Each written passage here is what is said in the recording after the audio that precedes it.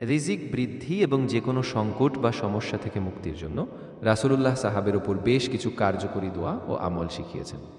এক, রিজিক বৃদ্ধি দোয়া। উচ্চারণ: আল্লাহুম্মা গাফফিরলি জামবি ওয়া ওয়াহাসসি আলি ফি রিজিকি ওয়া বারিক লি ফিমা রাযাকাতানি।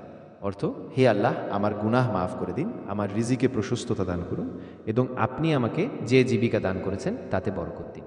দুই, অভাব ও ঋণ মুক্তির দোয়া। উচ্চারণ: আল্লাহুম্মা কাফফিনি বিহালালিকা আন হারামিকা ওয়া আগনিনি বিফাদরিকা আম্মান সিওয়াক।